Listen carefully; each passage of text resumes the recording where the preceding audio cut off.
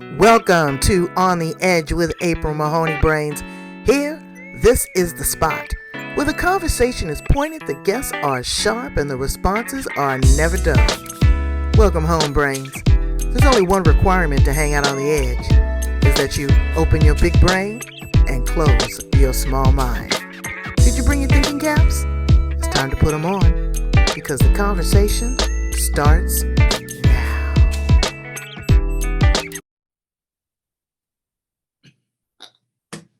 Girl, what happened? What in the world? I don't know what happened. Kicked me out like a man, kicked me out of his house when I wouldn't give him none. He should have kept you around. You might have changed your mind while you was there. Shame on Okay, but Brains, welcome to On the Edge with April Mahoney. This is a place where the conversation is pointed right there. The guests are sharp and the responses are never dull. We have the amazing Wendy Lee right there from Virginia here. She is a clean comedian. Who does that? Richard Pryor would be so disappointed. But I am so pleased to have this sister with us here. We are going to laugh. We're going to find out how comedy found her. It's a novelty for a woman to be in this space, but also to have a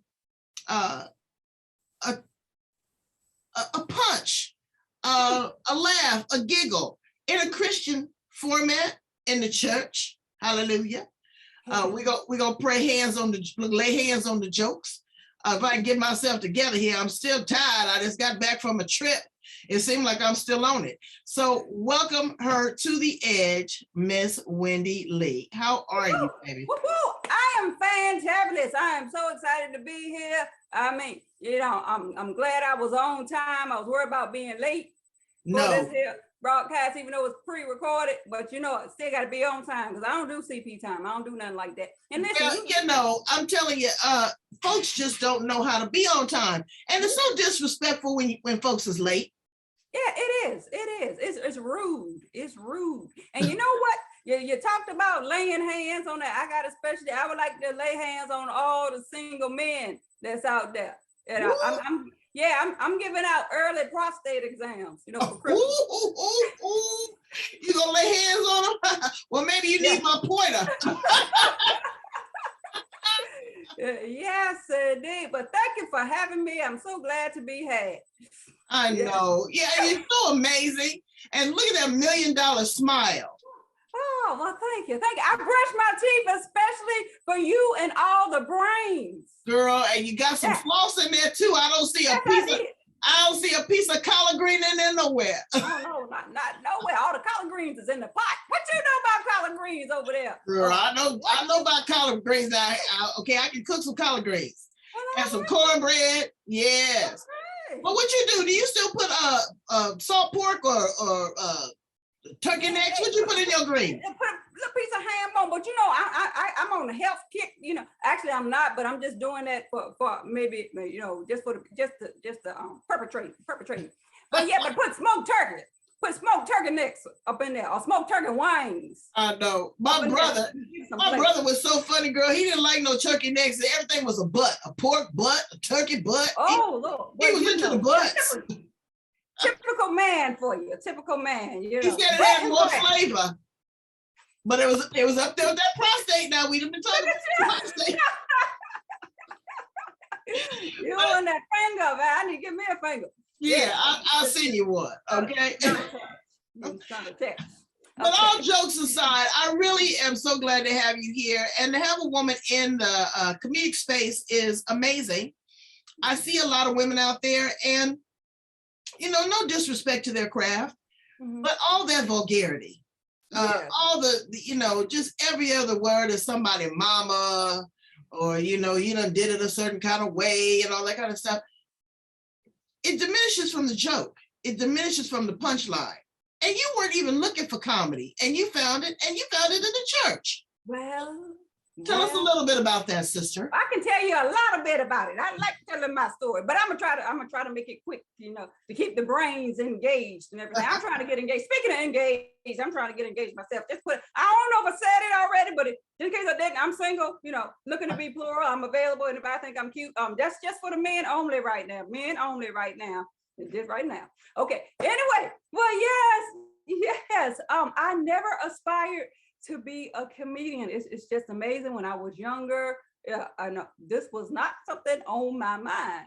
But when I moved to where I am now, I actually been in Virginia all my life, shame on me. But when I moved to the location that I am right now, I actually went to this church to support the talent show. This church was having a talent show, and I just went to support it. And the pastor actually made the announcement several times that they needed more participants. And so I was just thinking, what can I do? Because at that time, I actually had a host of talents. Now I have retired some of those talents, and some of those talents was just for a season. Let me use church jargon. Was for a season. Yes, use your church lexicon. Yeah. So actually, I write poetry. I still do it. I wrote poetry at the time, but somebody had already presented poetry. I sung a little bit. Somebody already sang a song. I did liturgical dance. Somebody already did a dance. So I'm like, oh, what can I do? I just wanted to do something different. And that's just a big part of my personality as well. I thrive on being different. So I'm like, what can I do that have not already been presented tonight? And it just popped into my mind to tell some jokes. And so what I did was I wrote down every church appropriate thing that I could think of. And it's nothing, actually, I didn't create any comedy that night. I just told jokes that we shared in high school and in college. And I went up there, presented it to the congregation. And when I walked back to my seat, the pastor of the church called me back up. Now, mind you, I was visiting this church. I was not a member. I was visiting this church, and the pastor called me back up, and he prayed over me, and he spoke words over me, prophetic words. And he said, I see you have an awesome talent. I see God taking you before great men. And he said, I want to be the first one to sow into your ministry. They took up an offering for me that night. But they paid you? Hunter, yes! You didn't have to pay him? Wow, you know what? I never looked at it that way, April. I have never, all the times I've told that story, I never looked at it that way. So how about that? I got paid the first time I took and did comedy in front of an audience. Okay. I told you that's how I got to do it. Woo. All right. Yes. And so what happened was they invited me back. The pastor invited me back the following year to host the talent show. And so I knew nothing about hosting, but what I did, I asked him some questions, and the pastor gave me some pointers. So what I decided to do was to visit the church a few weeks before the talent show that second year. And I decided to dress up like some of the members of the church and mimic what they did. Oh, no, you didn't, girl. Honey, I did, and they absolutely loved it. And that's when, at the conclusion of that talent show, someone asked me for my business card. And I said, I'm not in business. I'm not a comedian. I'm just having fun. And they said, well, will you come to my church and do what you did tonight? I said, sure. And it was a domino effect. Went to that church. The same thing happened. May I have your business card? I'm not in business. I'm not a comedian. I'm just having fun. So for 7 years, that's how I did it. I wrote for 7 years, just quote unquote, air quotes, just having fun. And wait. And you've been eating off that for 7 years, off that one offering. Hallelujah. Yes, honey. That what it was. Lord bless the children. Yes. Yeah. And so what sparks your material? How do you, okay, so you dressed up like a lot of the members of the church the first time. Yeah. But how do you keep that going? But I say this with all due respect, the church can be a funny place, girl. All you gotta do is sit in the corner and observe. Well, yes, yeah, absolutely. So during that 7-year span of time, I think I was really finding myself, trying to figure out who I was as a comedian. Even though I never labeled myself a comedian, But I went through a whole lot of changes. I went through an evolution during that 7-year period because I used to dress up just any little goofy. I was just being goofy and literally just having fun. I used to wear a green wig. I wore a doctor's coat one time. You know, I used you had some a whole little hoops, some ball. I mean, just because during that time too, churches were inviting me to come to entertain really their youth ministry. Really. Okay, So, right. The majority of that was what it was. And so just really, I was taking things from what happened at church during that time. Now it has evolved even some more since then. I was taking things that happened at church. And even when I would read scriptures, I would see a double meaning of a word or double meaning of a scripture using puns or, and things of that nature. And really just mimicking the preacher, mimicking the pastor, people in the pews. I mean, the stuff that we do during worship service. Yes, honey, it is a lot of material in the church. Yes, in the church. Okay, so now you compile all of this and you go out and people are seeing you. Have you gotten a television special yet? Oh no, that's on my list of things to do. No. Okay, well I'm gonna speak a prophetic word to you right now. I'm gonna lay hands through the Zoom screen. Okay, you receive it, sister? Okay. Yeah, I do. That is so funny. Yeah, yes, and I absolutely love it. It has been what I call a beautiful surprise, where I get to combine the two things that I love: making people laugh. And it's funny, I didn't even know that this would be something I enjoy. That's why I call it a beautiful surprise. It's like this is just, I absolutely love it. I've gotten to travel all across the U.S., to different churches. I mean, you got to come down here. I'm gonna get you somebody down here as soon as this COVID girl went. Oh, not a problem. Have mask. We'll travel. Have mask. We'll travel. Amen. Okay. Yeah, amen. I don't know how you're gonna get there because folks is fighting on the plane. Did you hear about the woman today? They're gonna jump on you because they asked you to wear a mask and to put your seatbelt on, and so then the flight attendant gets jumped on. Crazy. I would not want to be a flight attendant in this COVID world, because people crazy. I think it's just people been locked up in the house so long, they just done got crazy, either by themselves or with the cat, the dog, the spouse, with the children. I say they've been crazy and now they got an opportunity to cut loose. Yeah.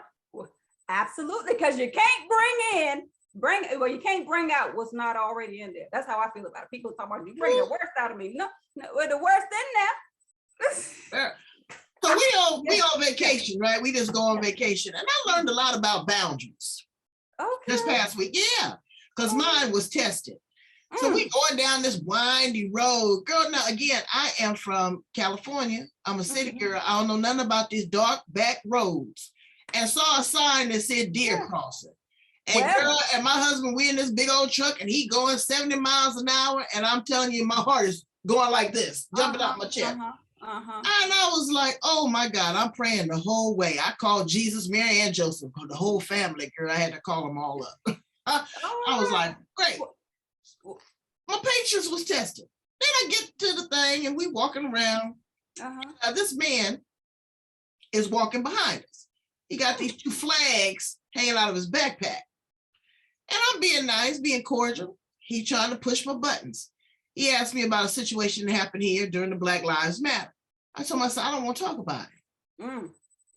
Trying to push my buttons, right? Yes. I wanted to snatch that flag and just slap him all up the back of his head. People will test your boundaries. Oh, yes, absolutely. Absolutely. I mean, that is. Do you crazy. find that in comedy? You do clean comedy, but do you find people in the audience trying to test your boundaries and heckle you? Well, no, actually, the people on my Facebook page and people in my personal life. Yeah, people in my Facebook page and on my personal life. Well, try to, I come at you with that keyboard courage. Yes, honey. Yes. And see what they don't know, because I pride myself. I believe that I am a healer. So I try to be careful. I want people to leave my show, leave my presence, feeling better about themselves. So I don't do roasts, I don't do the thing picking on people, personally doing personal attacks, for a cheap joke. I don't do that. But what people don't know, they don't know. Let me see, they don't know. It's in there. Like I said earlier, you can't bring out what's not in there. I have the capability. Isn't it? I can do it. I just choose not to because I know I'm a healer. But don't test me. Don't test me. Don't Exactly. test me. Yeah, and that's what I'm saying too. On my page. Don't test me. Don't pushing the boundary. I mean, what people come up, with the keyboard courage. But as far as people wanting me to go, to the not so clean side, that happened earlier in my career, actually at the church I used to go to. When the guy found out, one of the members found out I did comedy, and he said, "Oh wow, when you do it in churches," he said, "Oh, that means you're clean." I'm like, "Yeah, I'm clean." And he said, "Well, you know what? I think you need to cuss a little bit because that just adds something to it. That just makes the joke more funny." But it's like, that's not who I am. And, and I believe that I have to be true to myself. Yeah, if other people want to do that, that's fine. But it's not even my nature. I don't cuss in my private life. So why would I get on stage and try to do that? Especially with the venues, the main venues I do, which is churches. Why would I want to do that? First of all, why? And then, there are some people who tell me to go to other venues where they pay you more. I will not sell out. This is just my personal standard for myself. I will not sell it because it's not who I am. Now, get me mad. Even vulgarity, there's people on my show, or they'll want to come and guest, and I won't allow them to guest because I'll look at their profile, I'll look at their page, and this is how they greet you. They got a big old smile. And I'm saying, that does not give you power. That does not give you influence. There is over 7 million words that we could use, and people want to use the filthiest 10. Yes. I think that's funny. Yes. And that's a part of their vernacular all day, every day. But on the flip side, sometimes it is funny. Because when you get somebody like a Dave Chappelle or Richard Pryor, but when you see women just take it to a whole different level and their whole hour and 20 or 2 hour set, every other word is that, I get kind of bored with it. I don't find it, I don't find it funny anymore. Not even that it's not attractive, but it's not funny anymore. I'm waiting for you to say something that's really going to tickle my funny bone. But comedy is very, very delicate right now because you can't say nothing about nobody. Blind, crippled, crazy, gay, fat, black, white. Who can you make fun of these days? True, and that's why I'm glad I'm not out there yet, because I got all these liberties on my personal page since I'm not a big name yet. However, the thing is, there's always yourself to talk about. And so now that is a lot of what my comedy is about now, and it has been liberating. It has absolutely been liberating for me to talk about myself for the longest time. All my material was church stuff, even though it worked. It worked for me. I guess I use this word I try to be humble, but my fame spread by word of mouth. I did very little advertising, very little, and I just started to advertise like last year, 2020. But it's been wonderful. And like I said, it has worked for me. It has really worked for me with mimicking preachers, talk about what happened in church. But the most liberating thing for me, and I think because it was was in 2019. That was the first time I actually took a comedy writing course. So that's just amazing. But it opened my eyes. It grew me up. And it allowed me to write a nice set about myself. And it was so liberating. And it was funny, April, that was the first time that I found comedy to be therapeutic for me. Because prior to then, I heard so many comedians say, the stage is my therapy. But for me, prior to 2019, my reward was to hear people laugh. The fact that I could bring some joy and allow people to forget about whatever they were going through for however long, I was on stage. But comedy became therapeutic for me when I wrote personally about myself. And the thing that I'm a Christian woman, still single, in my 40s, ain't never been married. I mean, and how I don't like that. You ain't been married. I ain't even been engaged, Well, you ain't even been engaged. I mean, Somebody missing the boat. Because see, you know what? You can be intimidating. That's what women like about a man. You know, if he got some good teeth, he smell good, and he can make you laugh, he might get a second date. I mean, I mean, But they feel intimidated by you though, because see, you're the joke mistress. You can make them laugh. Well, check this out. Don't tell nobody, even though I'm knowing this going all across the world, all across the globe, and all across the universe, and in the solar system, and the galaxies, and the Milky Ways, and everything, because you out there like that. Yeah. Here's the thing. Even though I get to travel, I get to be exposed to all these different places that I go with comedy. Still, I spend a little bit of time on the dating scene, on the interwebs. Let me make it on the interwebs. And let me tell you something. I know that I'm not that big that people know about me. And so I actually kept it under wraps. I kept it under wraps when I was out there on the dating scene for that span of time. That I was a comedian, because people tend to think differently. And plus, it wasn't my main thing. I was working another job, and now I still have another job, but comedy is my main source of income. Thank the Lord. You got you a job? Yeah, on the side. Yeah, so actually, how about that? Comedy is my main thing, but I got a side job that I work. Hey, woo, that sounds real good to say. Now we're gonna talk about the book here in a minute. But have you done any DVDs? Have you done any CDs? Come on now. Not yet. Right now, all I got is a YouTube presence. But no, but that's on the way. Well, you know that YouTube is rough. It's got a rough algorithm too to get people to go in there and sit there and pay attention. But I can see you doing something audibly, and go ahead and do that download. We talk about it offline. Because it's really, you know, it could be working for you and generating you money like everything else. Show us the book. Let me see the book. Let me show you.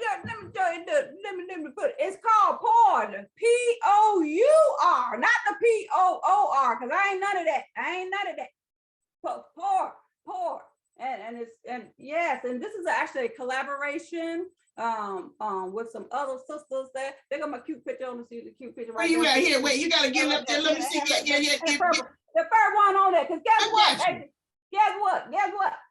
I got chapter number 1. So I must have did something.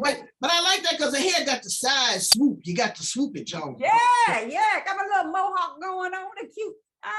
Yes, indeed. Yeah. So this book is actually collaboration with other women, other entrepreneurs. And we were to share how our business pours into others, or how others pouring into us has helped our business. And so the title of my chapter is called Whole Vessels Hold More Water. And wow. Yes, deep, man. Ain't that deep? That's deep. I gotta ring my bell. Yeah, made your brain tingle, didn't it? Okay. Yes, it did. Yeah, and actually that chapter is actually, I get real serious there with some elements of humor, but I actually just journeyed my healing process where I didn't even know that I had issues, because I've wrestled with you said you didn't know you had no issues. I ain't know I had issues. You was issue free. I mean, I did. I thought I was born like that. I just thought I came out the womb all perfect and everything. You know, I was naked. I just wanted to ran around. Naked as a jaybird. I had to get used to clothes, because I spent the first 9 months of my life, in the nakedness and in the dark, and I was cool. I was nice and warm and everything, chilling. And then here come, and the first thing I see, people are looking at me and they're gonna wrap me up and then they're gonna spank me. I mean, I kind of like it. Let me tell you something. My mother was passing away, and Dr. Cornell West told me something I'll never forget. He goes, when you come into the world, it's already cruel. He says, because you entering into it in between urination and defecation, and you're coming out in a puddle of blood and slime. And I was like, woo, what a visual was that? Woo. He said, but you know what? When you get out, they done threw you a party. They gave a baby shower. Everybody happy to see you. They want to wipe you off. They want to clean you. They want to hold you and cradle you. He said, but when you go to your second destination, some going to be forced out, pushed out, cut out. He said, and they're going to die.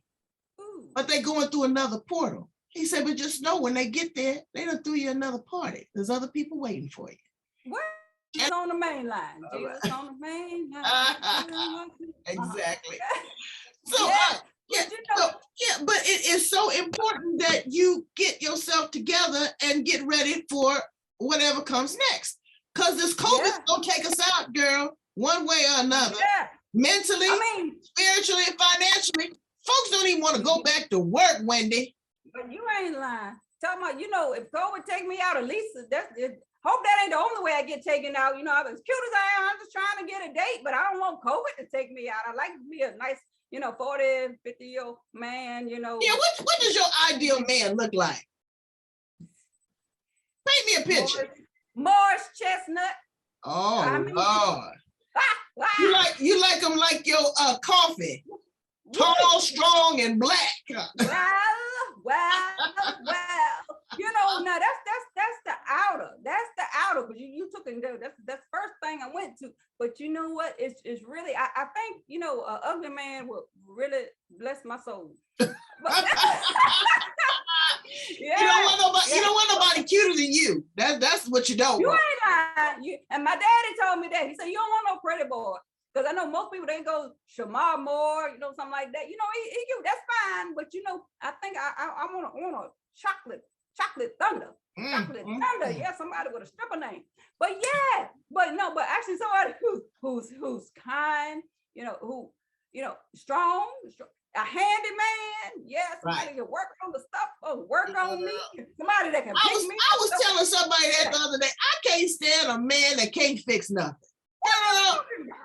Can't change a tire, can't change a light bulb, can't build a fence, can't do nothing, girl. I don't like that kind of man. Yeah, I need a handyman. Somebody can fix up everything. I mean, with the tool belt, so we can role play. Amen. Role play. Yeah, absolutely. Yeah, that's what I want. Would you take a preacher? Now you done been in the church. Would you be a first lady? Could you take a preacher man?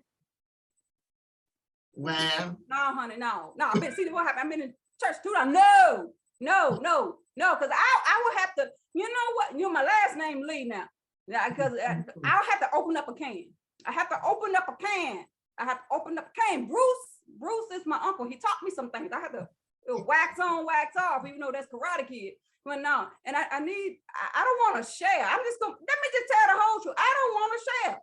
Let me tell you, if Sister Lulu be calling my husband and all crazy time, When they come on, hey, I need the pastor to come over to pray on me, lay hands on me. Hallelujah. This, that, yeah, it's always. I got the fivefold ministry right here for you. Fred Sanford style. Yes, indeed. Fivefold ministry right there for you. Ain't gonna be no laying on hands, gonna be the fivefold. So no, I need the time. I can't no doctor. Can't have nobody travel a whole lot. No, I need somebody because I need time. I've been single all my life. I got a whole lot of making up to do. Got a whole lot of No, I'm gonna be selfish for a while. No, I don't need. Well, hey, it is what it is. It is what it is. It is what it is. And the world is the dating scene is a lot different now. They got this online. I had a woman, a guest on my show, bless her heart. She was catfished out of $450,000 in 3 months. Wendy, I said, Carol, did he kiss you? Did he at least send you a picture of his junk? What could he have gotten for almost $500,000? She said, oh no, you can't do that. They'll shut your page down. I said, well, what was he saying to you? Something.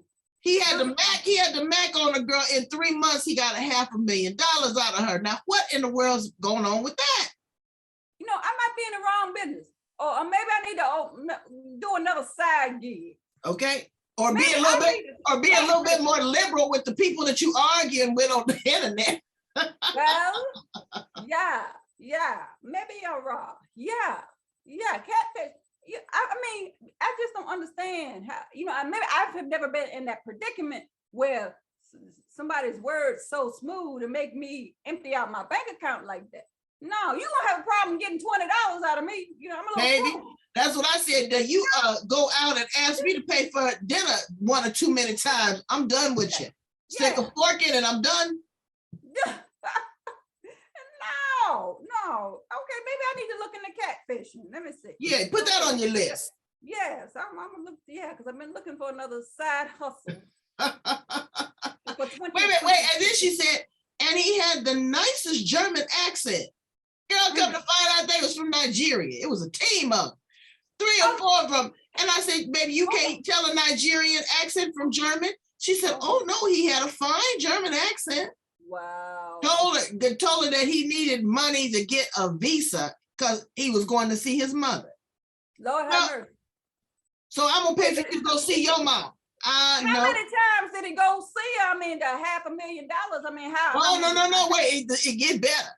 Come on. He gonna go and see his mama. Then he get over there and I need a little extra money to get my visa. Okay, so now I got the visa. Now I need some money for the airline ticket. Now he's sitting over there with mama. Mama probably over there in the coffee shop with him and his other Nigerian buddies. He needs to get equipment because he's going to do some work to get the money to pay you back because he's going to come and see you. Oh, they played her favorite songs. Didn't send her no flowers. Kept promising he was going to come see her. Kept saying she kept writing big checks, 10,000, 20,000.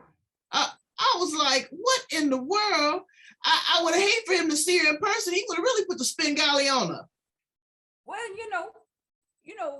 okay, now earlier I said that, women only, but if it's a woman like that, I mean, men own it, but if it's a woman like that, dishing out $500,000, I can catfish. I mean, look, I ain't even have to see, I ain't have to give up nothing. I ain't have to take no pregnancy test to do no. You didn't even have to take a COVID test for that one. Forget a pregnancy test. I'm kind of open to a woman that got that kind of wow. Like that, as long as I ain't got to meet. No, but really, all jokes aside, she said that she was married to a very narcissistic man. Wow. He was very controlling, and then when he died, he left her a boatload of money, so then she could just run wild. Ooh. Okay, then she got like you. She got butt naked. I was born just going back to my natural state. Okay, all right, but she did it online. Okay. Online, and I just could not believe it. And then she was so embarrassed that she didn't know how to tell her family or her friends, so she got the rest of the little money she had. She got a private investigator, which when they caught him, they was transporting cars on freights to the other country. Oh, they got her. They got her real good. What in the world? So what do you say to a woman though that has low self-esteem?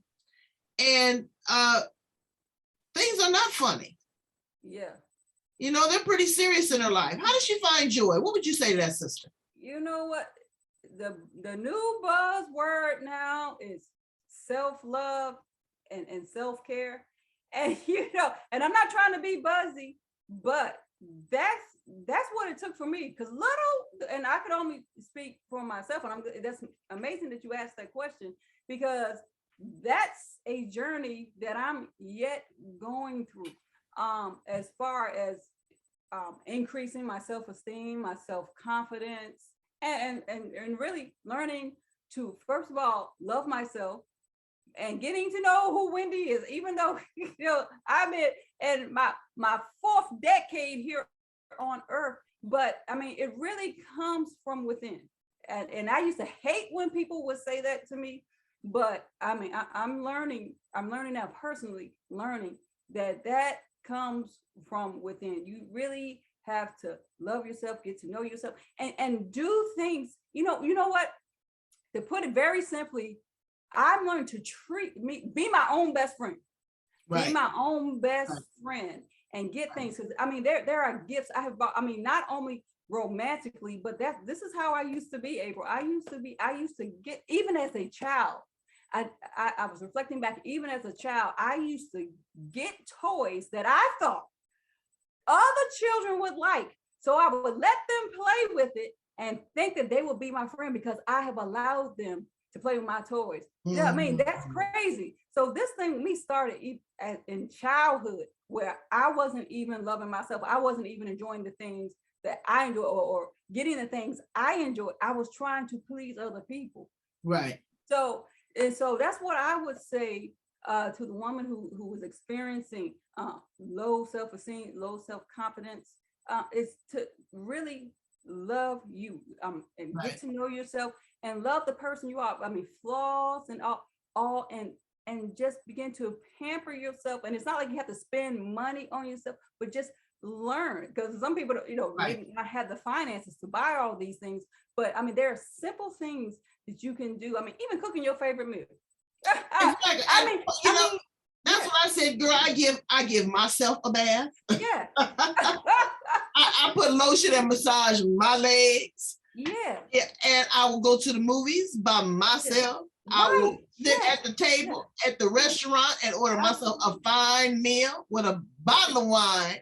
Yes. Okay. And affirmations in the mirror. I am positive. I am love. I am joy. I am worthy. What else is possible? Yeah.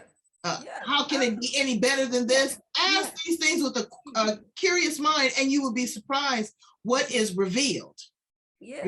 And then the biggest thing I'm yet learning now is to do things for me. And I'm gonna get very candid right now. Do things for me, even with looking decent, because I spent a lot of days at home, but I would be just lounging around, just looking raggedy at home. But you mean looking toes on the floor up? But something as minute as that, as getting dressed up for me. Right. Even though I'm going to be the only one in the house, I'm not expecting company to not, but getting dressed up, looking nice for me. And because I was learning, just looking at my life and learning, I'm doing so many things for other people. And even getting back to the meal, just because it's just me at the house, I was throw something together and just eat on paper plates, Right.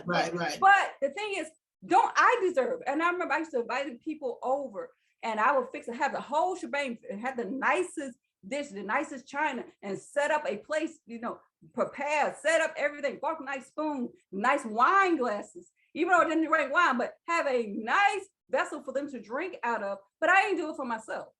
I'm like, but I deserve this.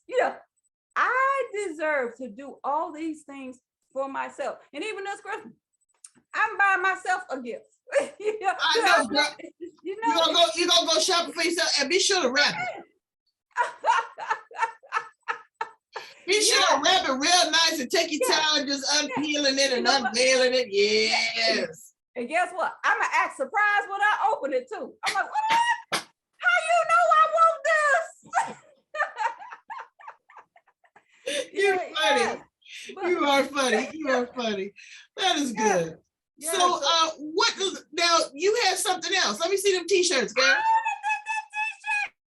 Because you know what? I'm creative, April. So I got the purple t-shirt. This one, because I got my hip hop Bibles for the people to go to my website. Okay, now wait. Now what you gonna have to do is, because we got too much activity going on there. I need you to slide back. And I need you to put it to the side so that we can see. Yes, darling. Okay. Now let me give you the full. Let me give you the full screen.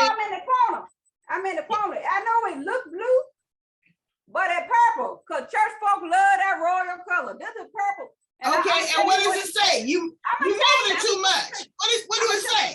I'm gonna take it down. I got it in black too. I got it in black and gold. Okay. Oh, that looks good. Wait a minute. I can't see it now. Let me see. If my peeps would stop tripping and hollering at me, I'll holler back and it will be all good. Yes. Okay. Now look, that is Second Chronicles. That is Second Chronicles 7:14.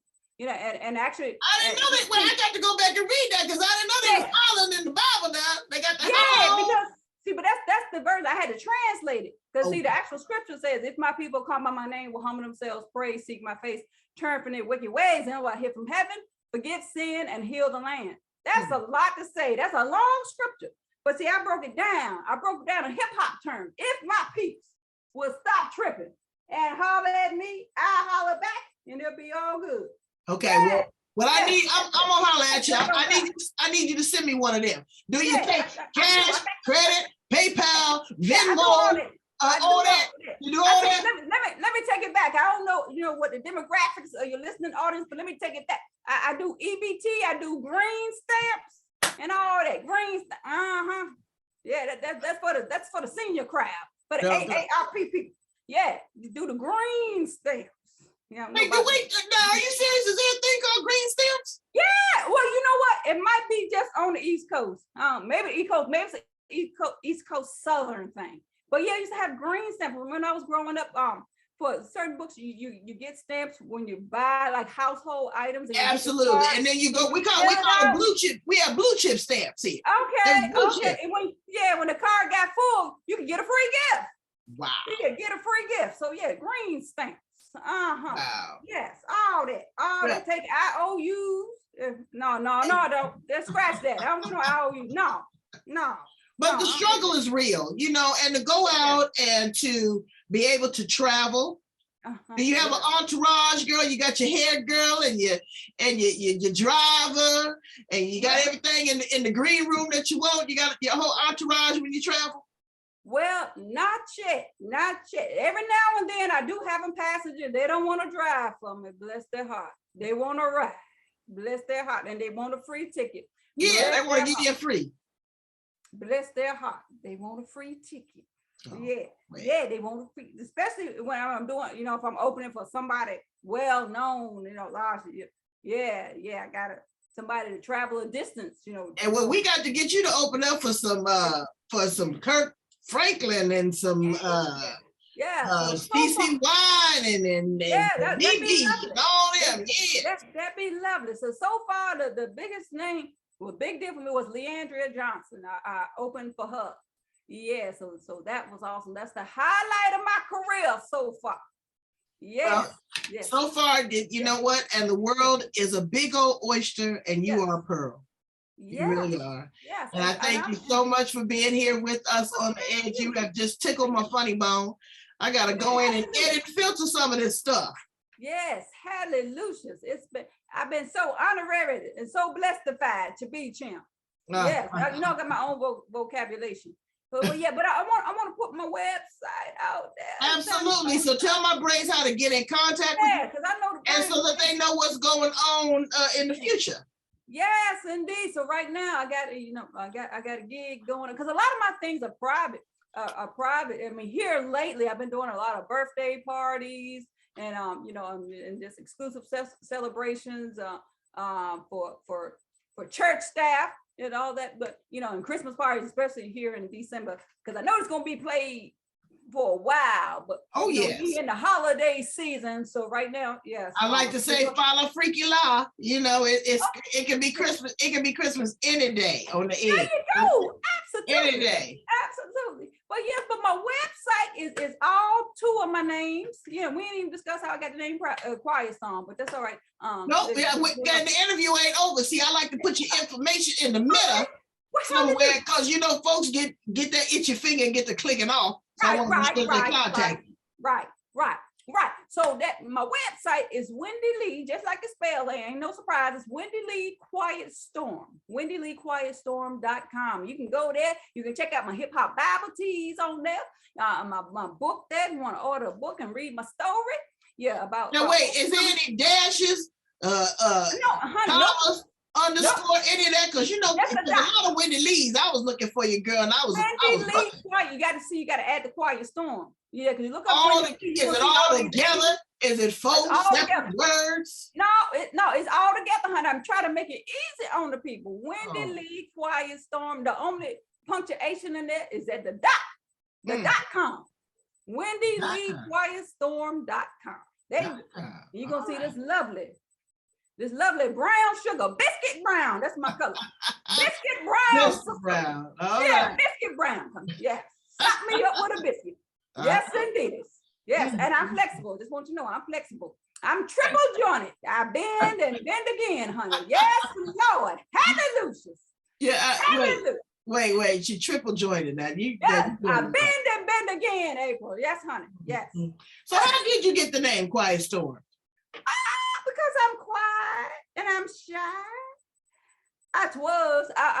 Well, see, what people don't know, little known Black history fact is that that I'm an introvert.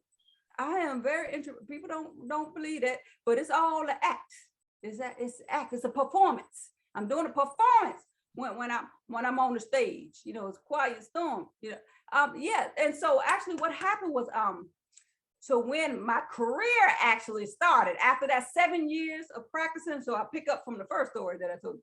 So after that 7 year span of me just having fun, air quotes, just having fun, someone sent to me an email about a Christian comedy conference that was happening. And that was in Tennessee. And that was the first time I drove that long one way. It was a 10.5-hour drive to Tennessee and to Nashville. And so I went to this Christian comedy conference and I thought it was for aspiring comedians.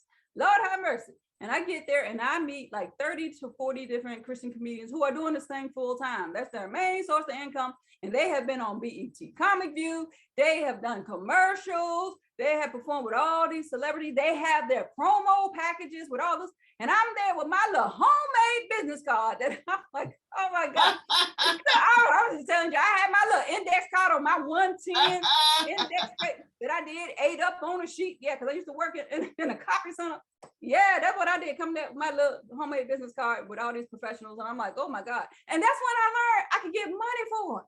I'm like, wait a minute, this is a business? Because a part of that conference, they did the marketing and the business piece of how to get your to present your pricing and all that. I'm like, wait a minute, I get paid for this? Because let me just tell the whole truth. Being a church girl in the church, people want you to do things for the Lord. Everything is for the Lord. Or you get your pay in heaven on the other side. Okay. Okay. What do you want to give you? A chicken dinner? Give you a chicken dinner and a biscuit. Not, I mean, yeah, but anyway, chicken dinner and a biscuit not gonna pay my bills. Chicken dinner and a biscuit not gonna put gas in my car after I drove 2-3 hours to come here, beg y'all that. Anyway, moving on. Okay, but what happened there was the third day, it was a 3-day conference. So the last day of the conference, they had a panel discussion. Well, let me backtrack and say they did a test your talent piece. They did a test your talent where the veteran comedians gave critique to the rookie comedians. So I was considered the rookie. Oh boy. Yeah, and so I was intimidated. Let me just say the whole truth. I was intimidated to be in a crowd full of people, even though it was refreshing though. It was a battle going on. It was refreshing to be around people who act like me, because during that time, comedy wasn't very accepted in the churches, because I guess because people thought, the first idea of comedy is that, hey, you're vulgar, you're nasty, and all that. And then they think it didn't belong in the house of God. But so like God don't have a sense of humor, because girl, he done cracked jokes on and about me. Okay. Exactly. And so it was refreshing, to be around people who act like me, who love God and like to make people laugh. But at the same time, I was intimidated because they've been on TV. And people didn't get to mingle, and they said, "Oh, well, what shows have you been on?" Like, yeah, you've been at the local church, at the Baptist church around the corner under the tree. But and so I was like, I ain't gonna perform. I ain't gonna have my little corny jokes in front of these veteran comedians who've been on TV. Nope. But it was such an intimate crowd that they noticed that I hadn't gone up, and they said, hold on, she haven't gone up. And then somebody said, well, we don't even believe she's a comedian because she ain't said nothing the whole weekend. Well, the whole weekend.